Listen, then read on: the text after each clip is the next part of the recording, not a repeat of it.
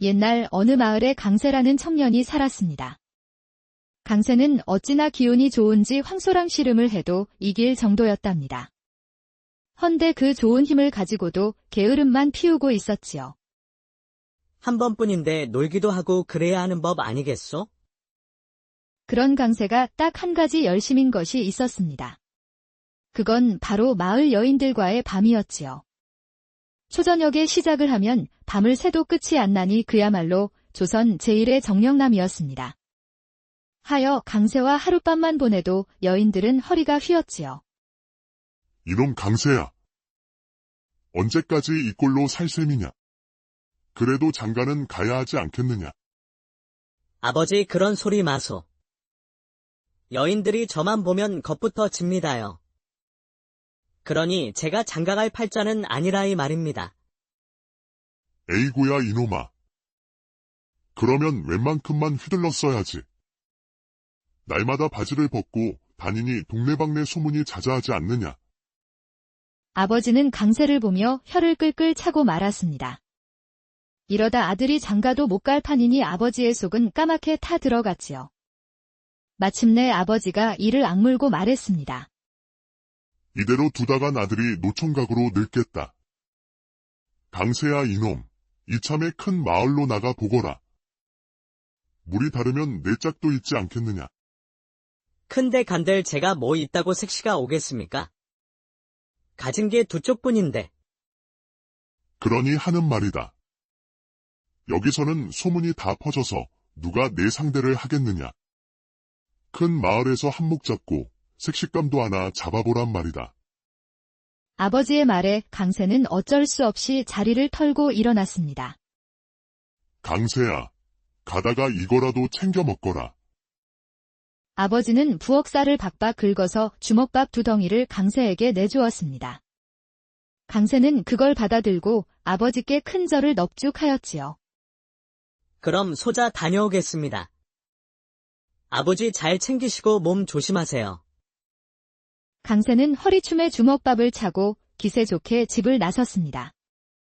그리고 며칠을 걸어 강세는 드디어 부산포에 다다랐지요. 여기가 그 부산포라더니 정말로 크고 넓구나. 강세는 이리저리 구경을 하다가 날이 저문 줄도 몰랐습니다. 잠자리를 찾던 중 바닷가 끝에 서 있는 허름한 정자 하나를 발견했지요. 에고, 오늘 밤은 여기서 자야 쓰겠다. 강세는 정자 위로 올라가 보침을 베고 들어 누웠습니다. 파도 소리를 자장가 삼아 막 잠이 들려는 참이었지요. 그런데 그때 정자 아래에서 남녀의 대화가 들려왔습니다. 제발 오늘만은 가지 마오. 밤이 사무치게 외롭습니다. 그만하시지요. 이젠 저도 버겁습니다. 내가 얼마나 애가 타고 몸이 허전한 줄 아시오? 나 참을 만큼 참았소. 아주 예쁜 여인이 선장으로 보이는 사내에게 매달리고 있었습니다. 그런데도 선장은 손사래를 쳤지요. 부인은 밤을 시작하면 끝이 없소. 밤새도록 날 쥐고 안 놔주니 나도 이젠 못 베기겠소이다. 아니, 겨우 힘 몇 번 썼다고 벌써 오는 소리신가요? 그러고도 무슨 사내라고 할 수 있습니까? 여러 소리 말고 더 이상은 날 찾지 마시오. 나도 나름대로 최선을 다했소. 선장은 마님의 손을 뿌리쳤습니다. 그러더니 배 쪽으로 달려가서는 도망치듯 바다로 나가버렸지요. 어쩜 그러실 수가 있습니까? 제 몸에 불만 지르고 가실 거면 애초에 시작을 하지 말았어야지요. 마님은 그대로 주저앉아 눈물을 떨구었습니다. 아름다운 여인이 우는 모습이 강세의 마음을 아프게 하였지요. 하여 강세는 벌떡 일어나 정자 아래로 성큼 내려왔지요. 부인, 그렇게까지 원하신다면 제가 도와드릴 수 있소이다. 뭐라고? 자네 지금 뭔 헛소리를 하는 것인가? 우연히 듣게 됐소. 그 선장 양반은 약골이었나 본데 이 몸은 아니라오.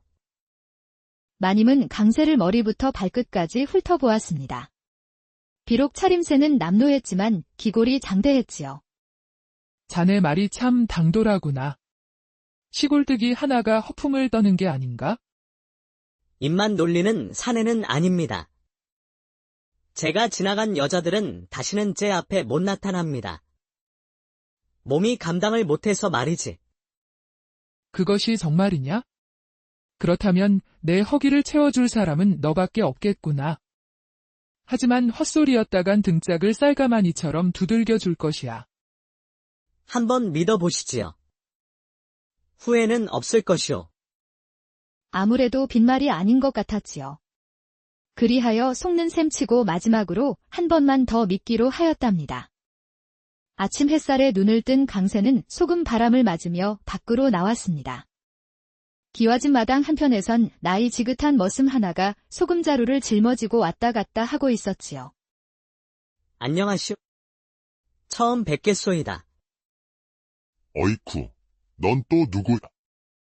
오늘부터 이 집에서 일하게 된 강세라오. 머슴 칠복은 강새를 머리끝부터 발끝까지 훑어보았습니다. 누가 널 이 집에서 일하라고 했단 말이냐? 마님이요. 어젯밤 늦게 마님이 데려오셨소. 칠복은 말없이 강새를 째려보더니 고개를 절레절레 흔들었습니다. 에잉, 이번엔 또 며칠이나 버티려나? 그는 뒤돌아서더니 중얼거리며 가버렸지요. 그때 마침 여종 하나가 생선든 소쿠리를 안고 들어오고 있었습니다. 당신이 강새입니까? 그렇소만. 날 따라오시지요. 강새는 그녀를 따라 부엌으로 들어섰지요. 저기 밥상 차려놨어요. 알아서 챙겨 드셔요. 고맙소. 그런데 마님은 지금 어디 계시오? 그걸 왜 물으시나요? 월매는 조금은 따가운 말투로 되물었습니다. 오늘부터 일하게 됐으니까 그렇소. 무슨 일을 하면 되는지 여쭤봐야 할 것 아니겠소. 그러자 월매는 강새를 빤히 바라보았지요. 밤일 하러 온 게 아니신가요? 그거 외엔 새 머슴을 부를 이유가 없지요.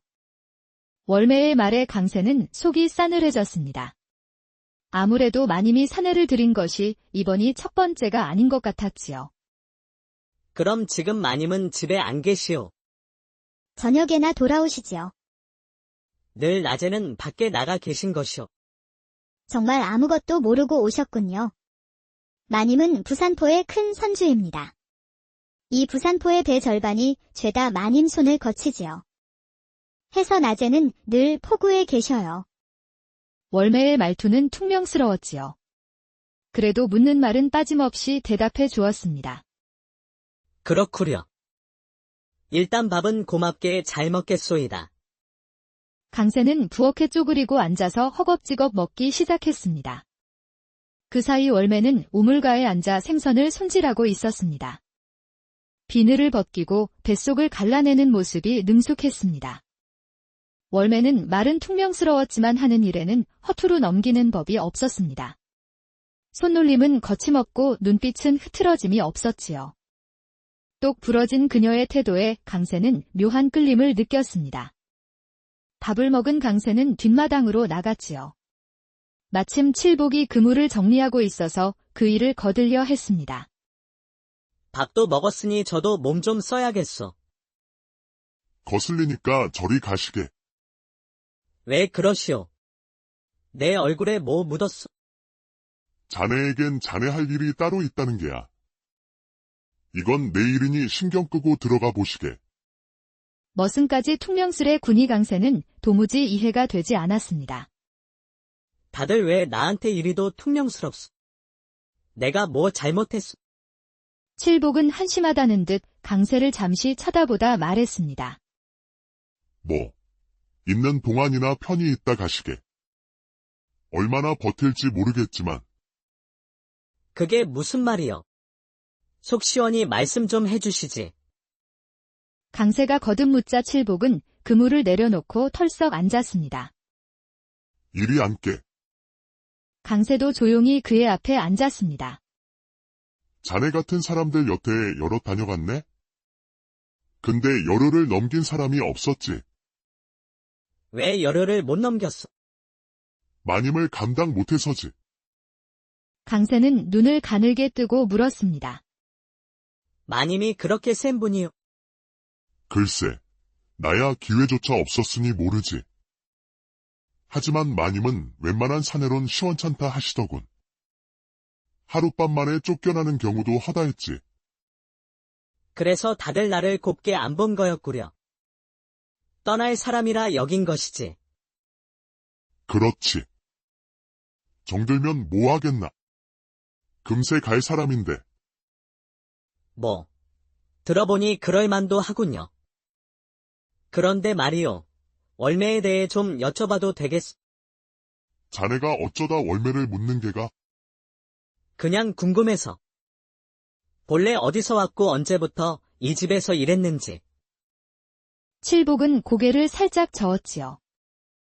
자네는 마님 손에 이끌려 들어온 사람이야. 월매에 대한 관심은 접는 게 좋을 걸세. 괜한 소문 돌아서 마님 귀에 들어가 보게. 자네도 월매에게도 좋을 게 없네? 강세는 입을 다물었습니다. 그 말이 빈말이 아니라는 걸 눈치챌 수 있었지요.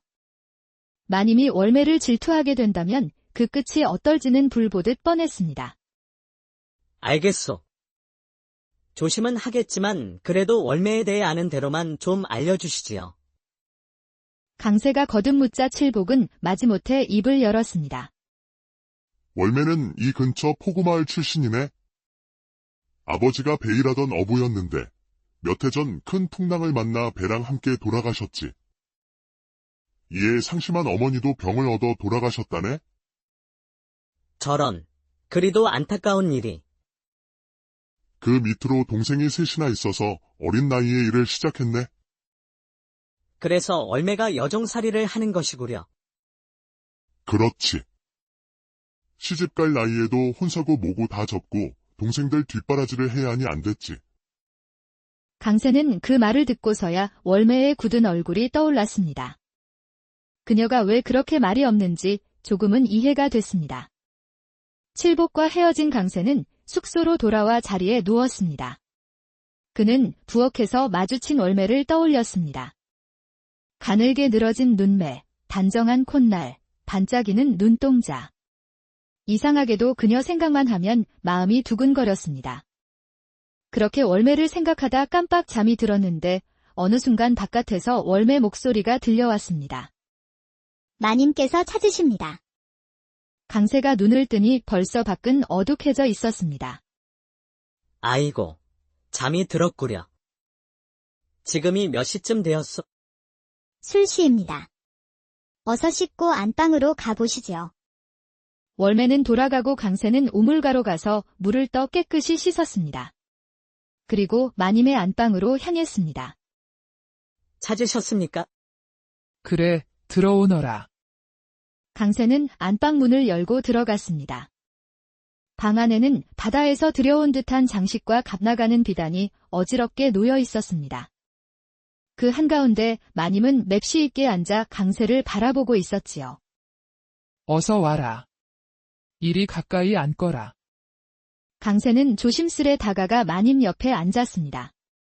방은 괜찮더냐? 푹신한 요가 깔려 있어 아주 편히 쉬었습니다. 좋다.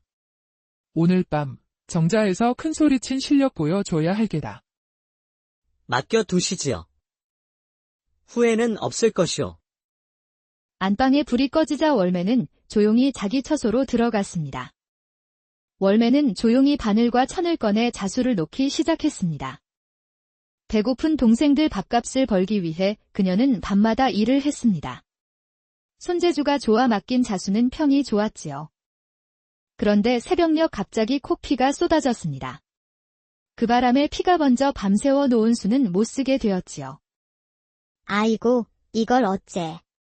내일까지 줘야 하는 건데? 월매는 코를 막고 다시 술을 놓기 시작했습니다. 한참 지나 새벽달이 울자 바늘을 내려놓고 자리에서 일어났습니다. 부엌으로 간 월매는 쌀을 씻고 솥에 올렸습니다. 아궁이에 불을 지피자 금세 밥냄새가 피어올랐습니다. 불을 살짝 줄이고 그녀는 다시 밖으로 나왔습니다. 우물가에서 물을 퍼 올리려던 찰나 뒤에서 강세가 다가왔습니다. 그 두레박. 내게 들으리다. 그는 두레박을 받아들더니 힘차게 물을 퍼 올렸습니다. 이 항아리에 채우면 되겠소?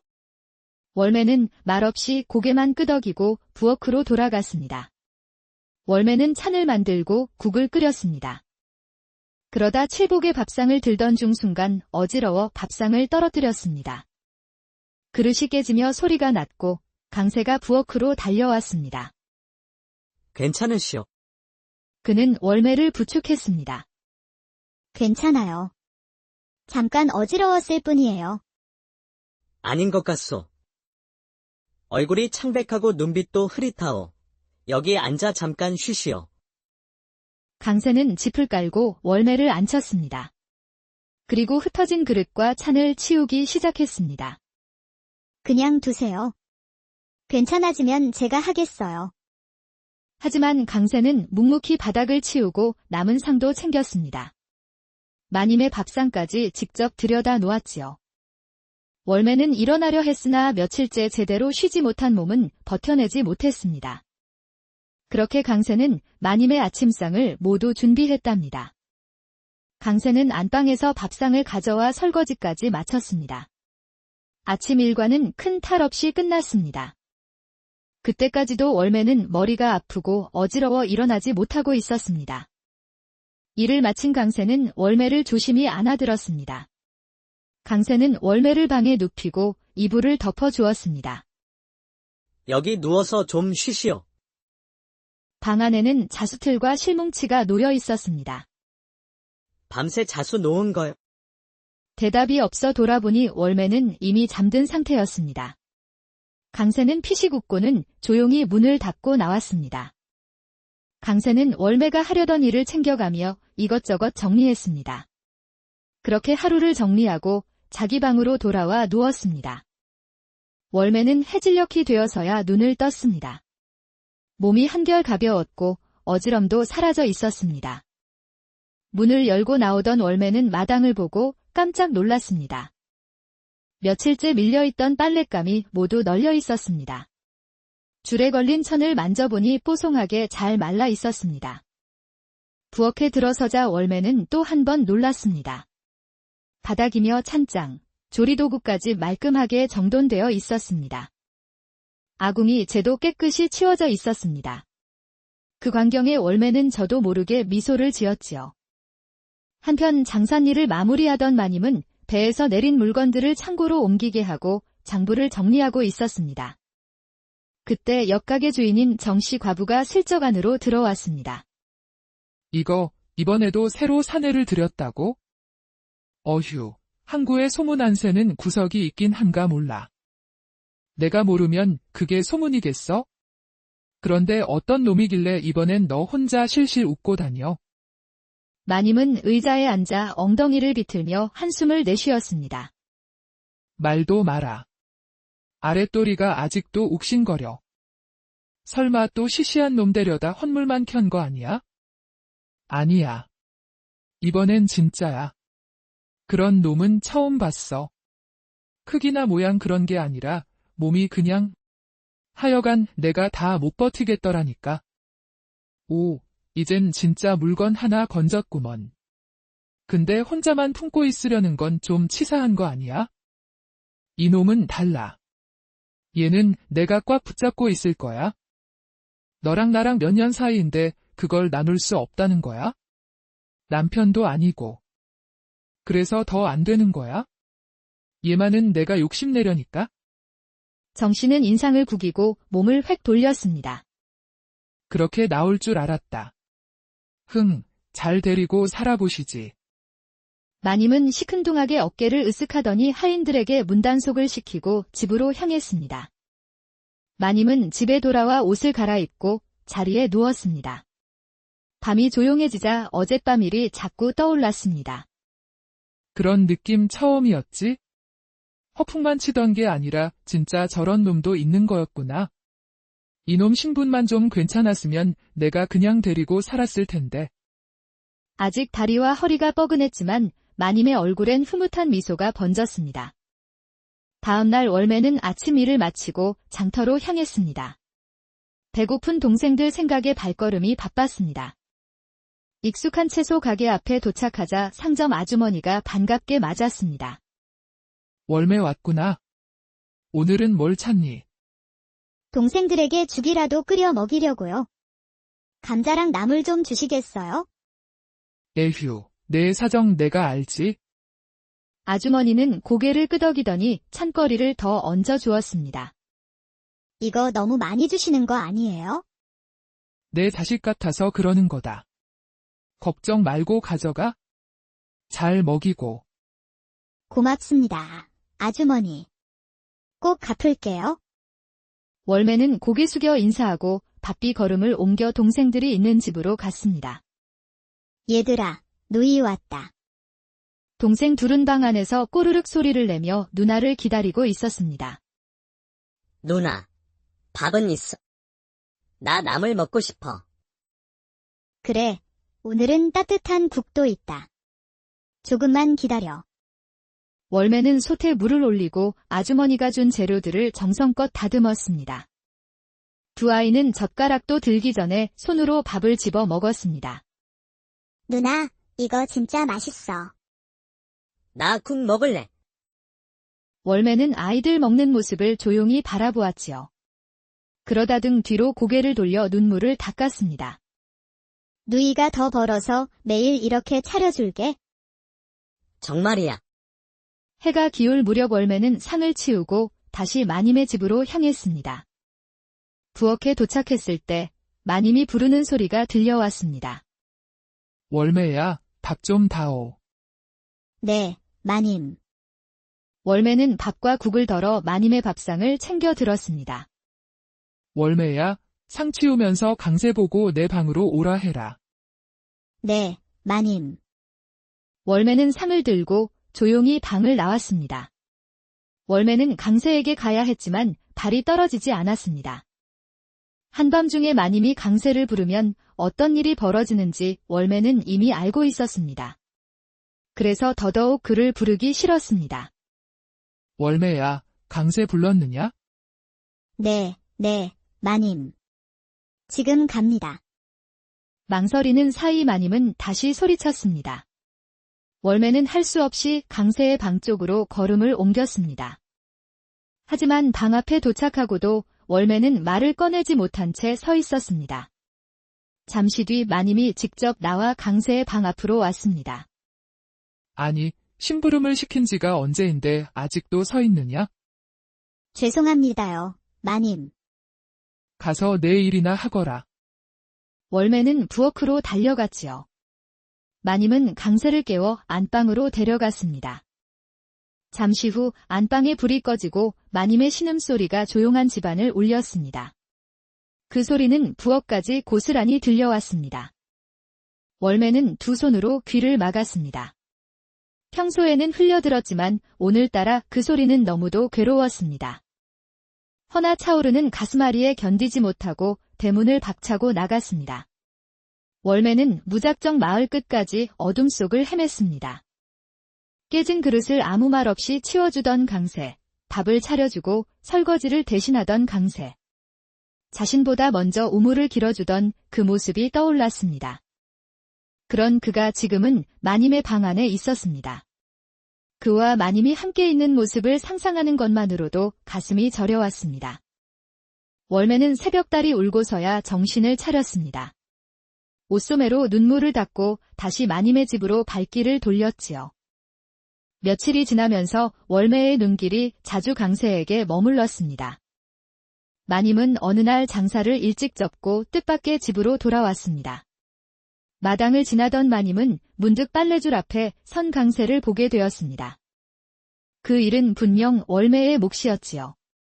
그러나 강세는 마치 자기 일인 듯 말없이 빨래를 개고 있었습니다. 그날 이후로 마님은 틈만 나면 부엌이며 마당이며 살피기 시작했지요. 며칠 뒤 마님은 또다시 이상한 장면을 보게 되었습니다. 이번에는 우물가에서 강세가 설거지를 하고 있었습니다. 저 일도 분명 월매의 것이었답니다. 내 눈이 헛된 것이 아니다. 틀림없이 저 둘 사이에 정분이 생긴 게다. 그날 밤 마님은 머리에 수건을 얹은 채 골똘히 생각에 잠겼습니다. 전현을 내쫓는다고 끝날 일이 아니다. 밖으로 나가면 둘이 어찌 될지 누가 아나. 차라리 아예 서로 못 마주치게 하는 것이 옳겠다. 마님은 조용히 등을 돌려 요에 누웠지요. 그러면서 월매를 떼어낼 묘안을 곰곰이 꾸미기 시작했습니다. 며칠 뒤 마님이 포졸들을 이끌고 집으로 들어섰습니다. 며칠 전 내 폐물이 감쪽같이 사라졌소. 다른 물건은 손대지 않고 비녀며 노리개만 없어졌다오. 이는 집안을 잘 아는 자의 짓이 분명하오. 포졸들은 마당을 나눠 뒤지기 시작했습니다. 잠시 후 부엌 쌀독에서 금비녀와 폐물이 나왔습니다. 맞소. 내 것이 틀림없소. 부엌은 여종 월매 외엔 드나드는 자가 없다고 하셨지요? 그럼 범인은 정해졌군. 아니옵니다. 저는 그런 짓 하지 않았습니다. 증거가 나왔으니 더 말할 것 없다. 인연을 관하로 압송하라. 월매는 포박되어 끌려갔습니다. 이를 지켜보던 강세는 말없이 서 있었습니다. 그런데 마님 얼굴에 스치듯 미소가 번졌답니다. 이를 지켜본 강세의 가슴에 묘한 의심을 남겼습니다. 월매는 그럴 사람이 아니오. 그런데 마님은 왜 웃고 있었을까? 강세는 물어물어 월매의 집을 찾아갔습니다. 문을 열자 어린 동생 둘이 방 한편에서 쪼그리고 앉아 있었습니다. 나는 너희 누이의 친구 강세라 한다. 누이가 잠시 바쁜 일이 생겨대심 왔다. 누나 언제 와요? 배고파요. 어제부터 아무것도 못 먹었어요. 아이들 얼굴엔 핏기가 없었습니다. 그 광경에 강세의 가슴이 저려왔지요. 그 길로 장에 나가 먹을거리를 사와서는 아이들에게 죽을 끓여 먹였습니다. 정신없이 숟가락을 올리는 아이들을 보고 강세는 처음으로 월매의 짐을 실감했습니다. 강세는 밤새 뒤척였습니다. 관아에 갇힌 월매의 얼굴이 눈앞에서 떠나질 않았지요. 이튿날 마님이 장터에 나간 틈을 타 강세는 몰래 안방에 들었습니다. 화려한 함 속에는 갖가지 금폐물이 들어 있었지요. 강세는 조용히 그중 일부를 품에 넣고 나머지는 부엌의 쌀도 깊숙이 묻었습니다. 그리고 곧장 관아로 달려갔지요. 잠시 뒤 포졸들이 마님의 집으로 들이닥쳤습니다. 또 도둑이 들었단 말이오. 그렇소. 이번엔 금폐물의 비단옷까지 모조리 사라졌소이다. 혹 내부의 소행일 수도 있겠소? 반드시 살펴보시지요. 제가 보기엔 안에서 손을 탄 듯하외다. 포졸들이 각방을 수색하던 중 외마디 소리가 터졌습니다. 찾았소이다. 쌀독에서 금비녀와 폐물이 나왔소. 마님과 포졸들은 허둥지둥 부엌으로 달려왔습니다. 저것들은 틀림없이 내 것이오. 근데 이건 이상하군. 감옥에 갇힌 월매가 또 훔칠 수는 없지 않소. 그러니 월매는 처음부터 죄가 없었던 게 아니겠소. 보시오. 이건 누가 일부러 뒤집어 씌운 짐니오. 여봐라. 당장 월매를 방면하라. 이 여인은 무죄다. 잠시 후 관아 문이 열리자 월매가 수척한 얼굴로 걸어 나왔습니다. 강세는 한 걸음에 달려가 그녀를 끌어안았습니다. 얼마나 마음고생이 심하셨소. 대체 어찌 된 일입니까? 풀려나다니 정말 꿈만 같아요. 길게 설명할 순 없소. 당분간 집으로 돌아가 계시오. 곧 다시 찾아가겠소. 강세는 월매를 집에 데려다 주었지요. 그리고는 곧바로 마님께로 향했지요. 마님, 드릴 말씀이 있소. 그래, 무슨 일이냐? 얼굴이 심상치 않구나. 이곳에 더는 머물 수 없을 듯 싶습니다. 무슨 소리냐? 누가 널 쫓기라도 한 것이냐? 강세는 잠시 말을 아끼다가 고개를 들었습니다. 사실 저는 전라도에 있을 적 형편이 너무 어려워 큰돈을 꾸었습니다. 그 빚이 이자에 이자를 물어 지금은 1,000량이 넘었소. 그 빚을 갚지 않으면 제 식구들까지 들쑤셔 놓겠다고 협박을 해왔지요. 그래서 떠나려 합니다. 너는 나를 뭘로 보는 것이냐? 무엇이란, 이 집의 배가 몇 척인 줄은 알지? 그중 하나 팔면 되는 일이다. 1000냥, 아니 2000냥이라도 내가 낼 수 있다. 그럴 수는 없습니다. 마님께 더는 폐를 끼칠 수 없소. 패라니. 나는 너를 그냥 데리고 논 게 아니야? 너를 품었고 마음도 주었다. 그러니 이 일이 끝나면 돌아와라. 내가 기다릴 것이니. 강세는 한참 마님의 눈을 마주보다가 고개를 숙였습니다. 마님 뜻은 고맙소. 하지만 이건 제 몫의 짐이요. 이번 길은 혼자 다녀와야겠습니다. 그래. 그렇다면 이 돈은 받아라. 그녀는 장롱 안에서 돈꾸러미 하나를 꺼내 건넸습니다. 바꿔라. 은전 200냥이니라. 내가 돌아오지 못하면 내가 널 찾아갈 것이다. 강세는 묵묵히 그 돈을 받아들고 마님께 큰 절을 올렸습니다. 그리고 문밖을 나섰지요. 그 뒷모습을 보며 마님은 조용히 을조렸습니다. 이놈아, 내가 갚을 빚은 1000냥 빚이 아니야. 내 마음이지. 강세는 200냥이 담긴 돈 꾸러미를 든 채 월매의 집으로 달려갔습니다. 근처에 이르자 동구 밖에서 기다리던 월매가 그를 맞이했지요.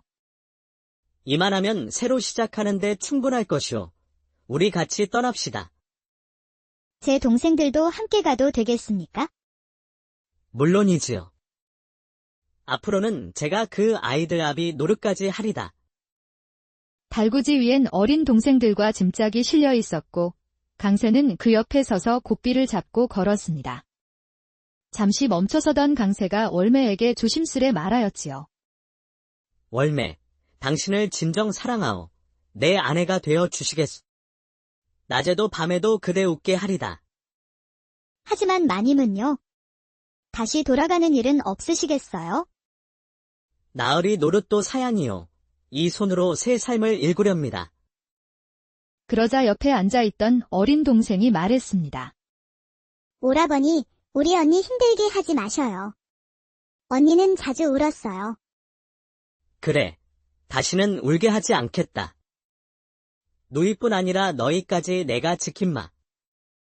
월매는 조용히 고개를 끄덕였습니다. 그러자 강세의 얼굴에는 커다란 미소가 걸렸지요. 강세의 부친은 마당에까지 나와 맨발로 달려나왔습니다. 이놈아, 이게 얼마만이냐? 아버지, 이 아이가 제 짝이요. 그리고 이 아이들은 그 동생들이옵니다. 월매는 마당 한복판에 무릎 꿇고 큰 절을 올렸습니다. 처음 뵙겠습니다, 아버님. 허, 인사성이 밝구나. 내가 우리 집 큰며느리라니 반갑구나. 반가워. 며칠 후 강세와 월매는 마을 사람들의 축복 속에 혼례를 올렸습니다. 그렇게 두 사람은 비로소 부부가 되었답니다. 부인, 한 가지만 약속해 주시오. 내 물건을 보아도 놀라 자빠지진 마오. 서방님이 그리 대단하단 말이오?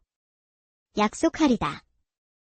마침내 옷자락이 벗겨지고 강세의 물건이 드러났습니다. 헌데 월매는 약속이 무색하게 뒷걸음치고 말았지요. 이게 어찌 사람 물건이란 말이오? 크면 클수록 좋은 법이지요. 걱정 마시고 내게 몸을 맡기시오. 이윽고 불이 꺼지고 산골짜기엔 밤새 아리따운 여인의 울음소리가 옛날 어느 마을에 강세라는 청년이 살았습니다. 강세는 어찌나 기운이 좋은지 황소랑 씨름을 해도 이길 정도였답니다. 헌데 그 좋은 힘을 가지고도 게으름만 피우고 있었지요. 한 번뿐인데 놀기도 하고 그래야 하는 법 아니겠소? 그런 강세가 딱 한 가지 열심인 것이 있었습니다. 그건 바로 마을 여인들과의 밤이었지요. 초저녁에 시작을 하면 밤을 새도 끝이 안 나니 그야말로 조선 제1의 정령남이었습니다. 하여 강세와 하룻밤만 보내도 여인들은 허리가 휘었지요. 이놈 강세야. 언제까지 이 꼴로 살 셈이냐? 그래도 장가는 가야 하지 않겠느냐? 아버지 그런 소리 마소. 여인들이 저만 보면 겁부터 집니다요.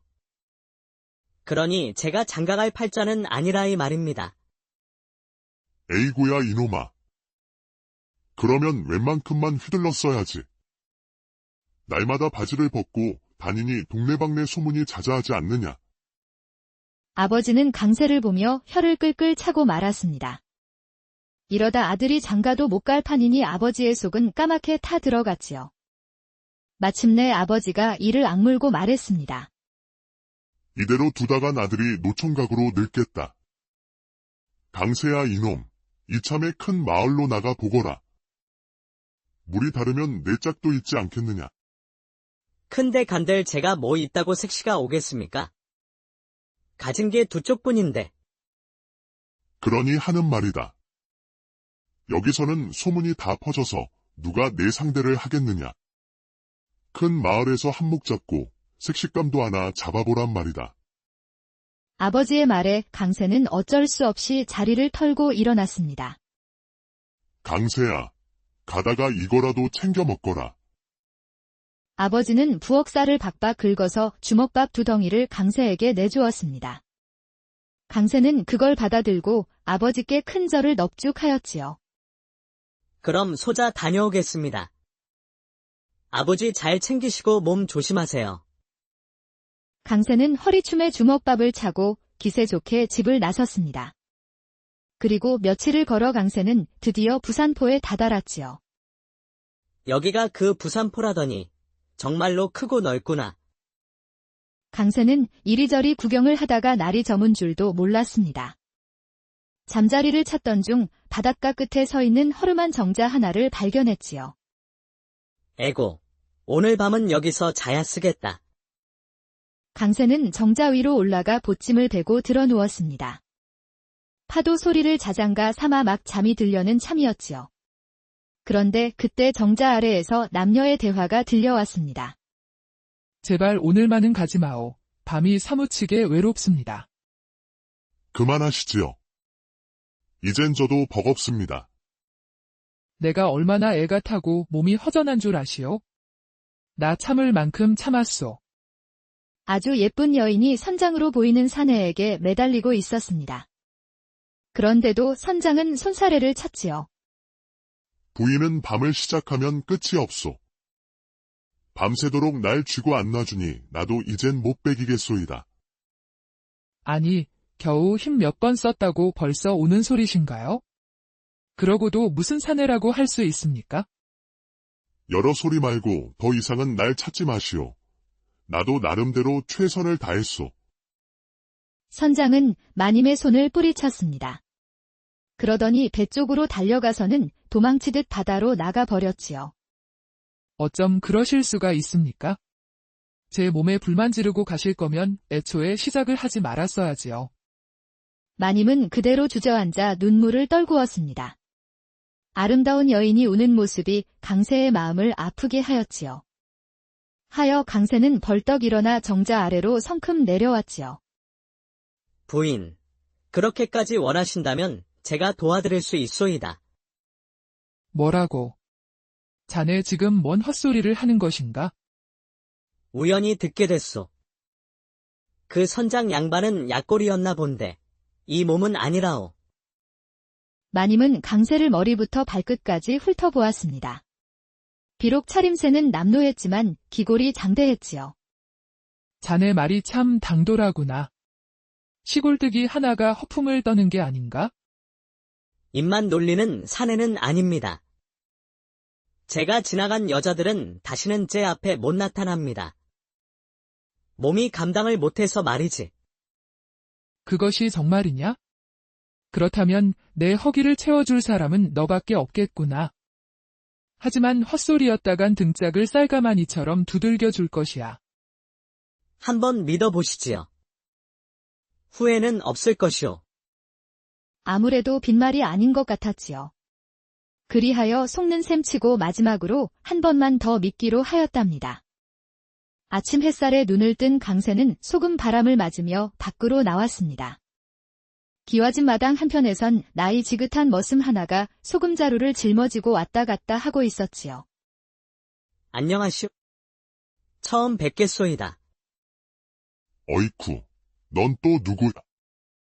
오늘부터 이 집에서 일하게 된 강세라오. 머슴 칠복은 강세를 머리끝부터 발끝까지 훑어보았습니다. 누가 널 이 집에서 일하라고 했단 말이냐? 마님이요. 어젯밤 늦게 마님이 데려오셨소. 칠복은 말없이 강세를 째려보더니 고개를 절레절레 흔들었습니다. 에잉, 이번엔 또 며칠이나 버티려나? 그는 뒤돌아서더니 중얼거리며 가버렸지요. 그때 마침 여종 하나가 생선든 소쿠리를 안고 들어오고 있었습니다. 당신이 강세입니까? 그렇소만. 날 따라오시지요. 강세는 그녀를 따라 부엌으로 들어섰지요. 저기 밥상 차려놨어요. 알아서 챙겨 드셔요. 고맙소. 그런데 마님은 지금 어디 계시오? 그걸 왜 물으시나요? 월매는 조금은 따가운 말투로 되물었습니다. 오늘부터 일하게 됐으니까 그렇소. 무슨 일을 하면 되는지 여쭤봐야 할 것 아니겠소. 그러자 월매는 강세를 빤히 바라보았지요. 밤일 하러 온 게 아니신가요? 그거 외엔 새 머슴을 부를 이유가 없지요. 월매의 말에 강세는 속이 싸늘해졌습니다. 아무래도 마님이 사내를 들인 것이 이번이 첫 번째가 아닌 것 같았지요. 그럼 지금 마님은 집에 안 계시오.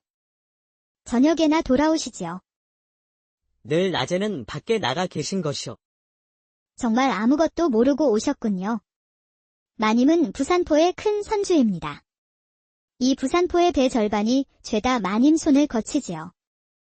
해서 낮에는 늘 포구에 계셔요.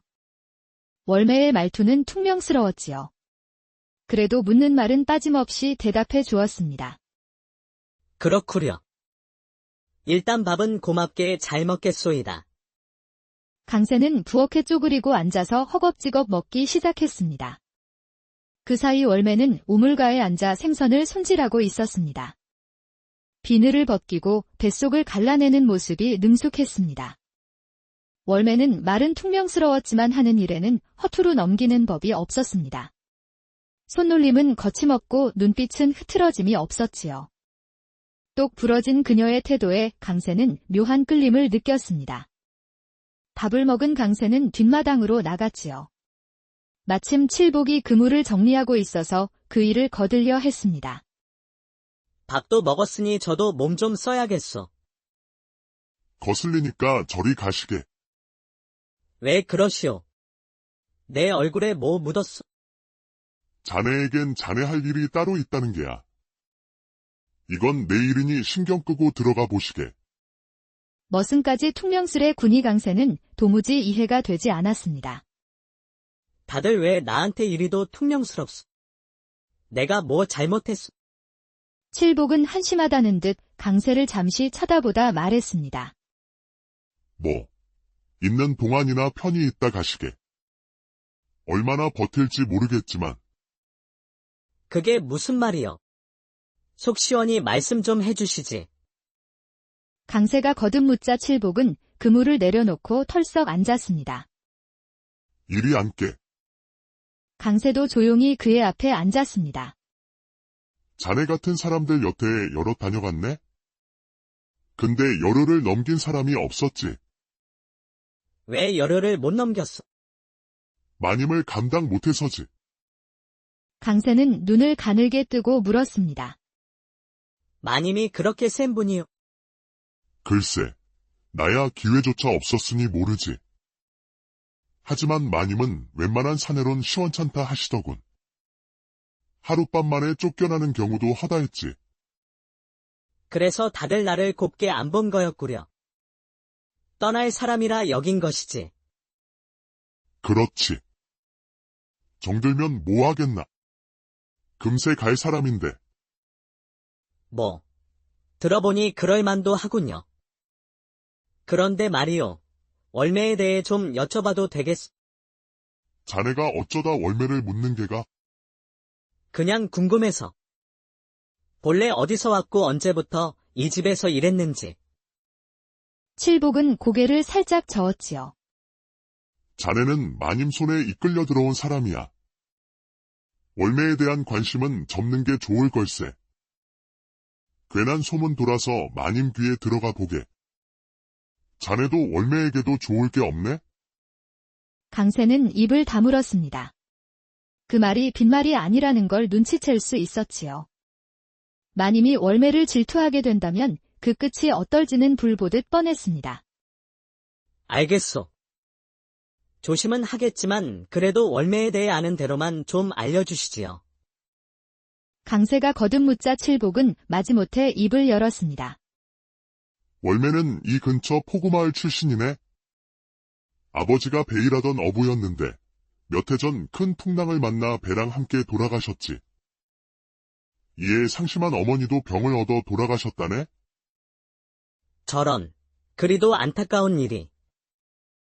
그 밑으로 동생이 셋이나 있어서 어린 나이에 일을 시작했네. 그래서 월매가 여종살이를 하는 것이구려. 그렇지. 시집갈 나이에도 혼사고 뭐고 다 접고 동생들 뒷바라지를 해야 하니 안 됐지. 강세는 그 말을 듣고서야 월매의 굳은 얼굴이 떠올랐습니다. 그녀가 왜 그렇게 말이 없는지 조금은 이해가 됐습니다. 칠복과 헤어진 강세는 숙소로 돌아와 자리에 누웠습니다. 그는 부엌에서 마주친 월매를 떠올렸습니다. 가늘게 늘어진 눈매, 단정한 콧날, 반짝이는 눈동자. 이상하게도 그녀 생각만 하면 마음이 두근거렸습니다. 그렇게 월매를 생각하다 깜빡 잠이 들었는데 어느 순간 바깥에서 월매 목소리가 들려왔습니다. 마님께서 찾으십니다. 강세가 눈을 뜨니 벌써 밖은 어둑해져 있었습니다. 아이고, 잠이 들었구려. 지금이 몇 시쯤 되었소? 술시입니다. 어서 씻고 안방으로 가보시지요. 월매는 돌아가고 강세는 우물가로 가서 물을 떠 깨끗이 씻었습니다. 그리고 마님의 안방으로 향했습니다. 찾으셨습니까? 그래, 들어오너라. 강세는 안방 문을 열고 들어갔습니다. 방 안에는 바다에서 들여온 듯한 장식과 값나가는 비단이 어지럽게 놓여 있었습니다. 그 한가운데 마님은 맵시 있게 앉아 강세를 바라보고 있었지요. 어서 와라. 이리 가까이 앉거라. 강세는 조심스레 다가가 마님 옆에 앉았습니다. 방은 괜찮더냐? 푹신한 요가 깔려 있어 아주 편히 쉬었습니다. 좋다. 오늘 밤 정자에서 큰 소리친 실력 보여줘야 할게다. 맡겨두시지요. 후회는 없을 것이오. 안방에 불이 꺼지자 월매는 조용히 자기 처소로 들어갔습니다. 월매는 조용히 바늘과 천을 꺼내 자수를 놓기 시작했습니다. 배고픈 동생들 밥값을 벌기 위해 그녀는 밤마다 일을 했습니다. 손재주가 좋아 맡긴 자수는 평이 좋았지요. 그런데 새벽녘 갑자기 코피가 쏟아졌습니다.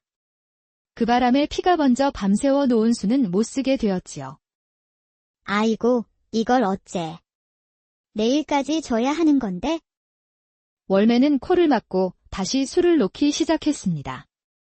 한참 지나 새벽달이 울자 바늘을 내려놓고 자리에서 일어났습니다. 부엌으로 간 월매는 쌀을 씻고 솥에 올렸습니다. 아궁이에 불을 지피자 금세 밥냄새가 피어올랐습니다. 불을 살짝 줄이고 그녀는 다시 밖으로 나왔습니다. 우물가에서 물을 퍼 올리려던 찰나 뒤에서 강세가 다가왔습니다. 그 두레박, 내게 드리리다. 그는 두레박을 받아들더니 힘차게 물을 퍼 올렸습니다. 이 항아리에 채우면 되겠소? 월매는 말없이 고개만 끄덕이고 부엌으로 돌아갔습니다. 월매는 찬을 만들고 국을 끓였습니다. 그러다 칠복의 밥상을 들던 중 순간 어지러워 밥상을 떨어뜨렸습니다. 그릇이 깨지며 소리가 났고 강세가 부엌으로 달려왔습니다. 괜찮으시오. 그는 월매를 부축했습니다. 괜찮아요. 잠깐 어지러웠을 뿐이에요. 아닌 것 같소. 얼굴이 창백하고 눈빛도 흐릿하오. 여기 앉아 잠깐 쉬시오. 강세는 짚을 깔고 월매를 앉혔습니다. 그리고 흩어진 그릇과 찬을 치우기 시작했습니다. 그냥 두세요. 괜찮아지면 제가 하겠어요. 하지만 강새는 묵묵히 바닥을 치우고 남은 상도 챙겼습니다. 마님의 밥상까지 직접 들여다 놓았지요. 월매는 일어나려 했으나 며칠째 제대로 쉬지 못한 몸은 버텨내지 못했습니다. 그렇게 강새는 마님의 아침상을 모두 준비했답니다. 강새는 안방에서 밥상을 가져와 설거지까지 마쳤습니다. 아침 일과는 큰 탈 없이 끝났습니다. 그때까지도 월매는 머리가 아프고 어지러워 일어나지 못하고 있었습니다. 일을 마친 강새는 월매를 조심히 안아들었습니다. 강새는 월매를 방에 눕히고 이불을 덮어주었습니다. 여기 누워서 좀 쉬시오. 방 안에는 자수틀과 실뭉치가 놓여 있었습니다. 밤새 자수 놓은 거요. 대답이 없어 돌아보니 월매는 이미 잠든 상태였습니다.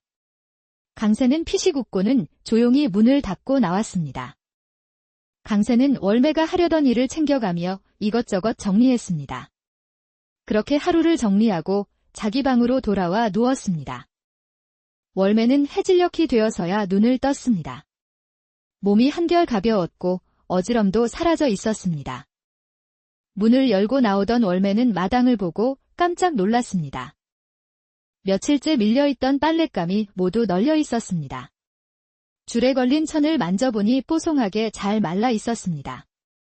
부엌에 들어서자 월매는 또 한 번 놀랐습니다. 바닥이며 찬장, 조리도구까지 말끔하게 정돈되어 있었습니다. 아궁이 재도 깨끗이 치워져 있었습니다.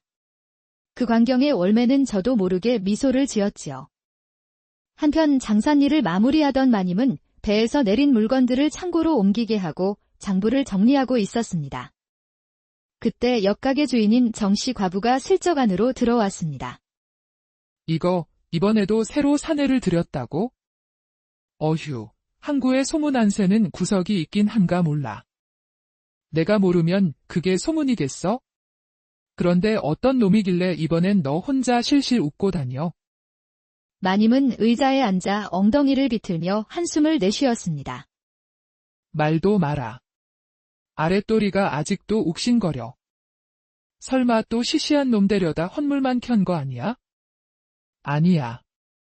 이번엔 진짜야. 그런 놈은 처음 봤어. 크기나 모양 그런 게 아니라 몸이 그냥 하여간 내가 다 못 버티겠더라니까. 오, 이젠 진짜 물건 하나 건졌구먼. 근데 혼자만 품고 있으려는 건 좀 치사한 거 아니야? 이놈은 달라. 얘는 내가 꽉 붙잡고 있을 거야. 너랑 나랑 몇 년 사이인데 그걸 나눌 수 없다는 거야? 남편도 아니고. 그래서 더 안 되는 거야? 얘만은 내가 욕심내려니까? 정씨는 인상을 구기고 몸을 획 돌렸습니다. 그렇게 나올 줄 알았다. 잘 데리고 살아보시지.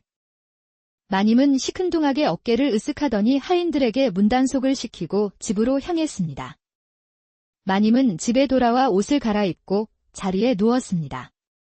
밤이 조용해지자 어젯밤 일이 자꾸 떠올랐습니다. 그런 느낌 처음이었지? 허풍만 치던 게 아니라 진짜 저런 놈도 있는 거였구나. 이놈 신분만 좀 괜찮았으면 내가 그냥 데리고 살았을 텐데. 아직 다리와 허리가 뻐근했지만 마님의 얼굴엔 흐뭇한 미소가 번졌습니다. 다음날 월매는 아침 일을 마치고 장터로 향했습니다. 배고픈 동생들 생각에 발걸음이 바빴습니다. 익숙한 채소 가게 앞에 도착하자 상점 아주머니가 반갑게 맞았습니다. 월매 왔구나. 오늘은 뭘 찾니? 동생들에게 죽이라도 끓여 먹이려고요. 감자랑 나물 좀 주시겠어요? 에휴, 내 사정 내가 알지? 아주머니는 고개를 끄덕이더니 찬거리를 더 얹어 주었습니다. 이거 너무 많이 주시는 거 아니에요? 내 자식 같아서 그러는 거다. 걱정 말고 가져가. 잘 먹이고. 고맙습니다, 아주머니. 꼭 갚을게요. 월매는 고개 숙여 인사하고 바삐 걸음을 옮겨 동생들이 있는 집으로 갔습니다. 얘들아, 누이 왔다. 동생 둘은 방 안에서 꼬르륵 소리를 내며 누나를 기다리고 있었습니다. 누나, 밥은 있어. 나 나물 먹고 싶어. 그래, 오늘은 따뜻한 국도 있다. 조금만 기다려. 월매는 솥에 물을 올리고 아주머니가 준 재료들을 정성껏 다듬었습니다. 두 아이는 젓가락도 들기 전에 손으로 밥을 집어 먹었습니다. 누나, 이거 진짜 맛있어. 나 국 먹을래. 월매는 아이들 먹는 모습을 조용히 바라보았지요. 그러다 등 뒤로 고개를 돌려 눈물을 닦았습니다. 누이가 더 벌어서 매일 이렇게 차려줄게. 정말이야. 해가 기울 무렵 월매는 상을 치우고 다시 마님의 집으로 향했습니다. 부엌에 도착했을 때 마님이 부르는 소리가 들려왔습니다. 월매야, 밥 좀 다오. 네, 마님. 월매는 밥과 국을 덜어 마님의 밥상을 챙겨 들었습니다. 월매야, 상 치우면서 강세 보고 내 방으로 오라 해라. 네, 마님. 월매는 상을 들고 조용히 방을 나왔습니다. 월매는 강세에게 가야 했지만 발이 떨어지지 않았습니다. 한밤중에 마님이 강세를 부르면 어떤 일이 벌어지는지 월매는 이미 알고 있었습니다. 그래서 더더욱 그를 부르기 싫었습니다. 월매야, 강세 불렀느냐? 네, 마님. 지금 갑니다. 망설이는 사이 마님은 다시 소리쳤습니다. 월매는 할 수 없이 강세의 방 쪽으로 걸음을 옮겼습니다. 하지만 방 앞에 도착하고도 월매는 말을 꺼내지 못한 채 서 있었습니다. 잠시 뒤 마님이 직접 나와 강세의 방 앞으로 왔습니다. 아니, 심부름을 시킨 지가 언제인데 아직도 서 있느냐? 죄송합니다요, 마님. 가서 내 일이나 하거라. 월매는 부엌으로 달려갔지요. 마님은 강세를 깨워 안방으로 데려갔습니다. 잠시 후 안방에 불이 꺼지고 마님의 신음소리가 조용한 집안을 울렸습니다. 그 소리는 부엌까지 고스란히 들려왔습니다. 월매는 두 손으로 귀를 막았습니다. 평소에는 흘려들었지만 오늘따라 그 소리는 너무도 괴로웠습니다. 허나 차오르는 가슴앓이에 견디지 못하고 대문을 박차고 나갔습니다. 월매는 무작정 마을 끝까지 어둠 속을 헤맸습니다. 깨진 그릇을 아무 말 없이 치워주던 강세, 밥을 차려주고 설거지를 대신하던 강세. 자신보다 먼저 우물을 길어주던 그 모습이 떠올랐습니다. 그런 그가 지금은 마님의 방 안에 있었습니다. 그와 마님이 함께 있는 모습을 상상하는 것만으로도 가슴이 저려왔습니다. 월매는 새벽달이 울고서야 정신을 차렸습니다. 옷소매로 눈물을 닦고 다시 마님의 집으로 발길을 돌렸지요. 며칠이 지나면서 월매의 눈길이 자주 강세에게 머물렀습니다. 마님은 어느 날 장사를 일찍 접고 뜻밖의 집으로 돌아왔습니다. 마당을 지나던 마님은 문득 빨래줄 앞에 선 강세를 보게 되었습니다. 그 일은 분명 월매의 몫이었지요. 그러나 강세는 마치 자기 일인 듯 말없이 빨래를 개고 있었습니다. 그날 이후로 마님은 틈만 나면 부엌이며 마당이며 살피기 시작했지요. 며칠 뒤 마님은 또다시 이상한 장면을 보게 되었습니다. 이번에는 우물가에서 강세가 설거지를 하고 있었습니다. 저 일도 분명 월매의 것이었답니다. 내 눈이 헛된 것이 아니다. 틀림없이 저 둘 사이에 정분이 생긴 게다. 그날 밤 마님은 머리에 수건을 얹은 채 골똘히 생각에 잠겼습니다. 전연을 내쫓는다고 끝날 일이 아니다. 밖으로 나가면 둘이 어찌 될지 누가 아나. 차라리 아예 서로 못 마주치게 하는 것이 옳겠다. 마님은 조용히 등을 돌려 요에 누웠지요. 그러면서 월매를 떼어낼 묘안을 곰곰이 꾸미기 시작했습니다. 며칠 뒤 마님이 포졸들을 이끌고 집으로 들어섰습니다. 며칠 전 내 폐물이 감쪽같이 사라졌소. 다른 물건은 손대지 않고 비녀며 노리개만 없어졌다오. 이는 집안을 잘 아는 자의 짓이 분명하오. 포졸들은 마당을 나눠 뒤지기 시작했습니다. 잠시 후 부엌 쌀독에서 금비녀와 폐물이 나왔습니다. 맞소. 내 것이 틀림없소. 부엌은 여종 월매 외엔 드나드는 자가 없다고 하셨지요. 그럼 범인은 정해졌군. 아니옵니다. 저는 그런 짓 하지 않았습니다.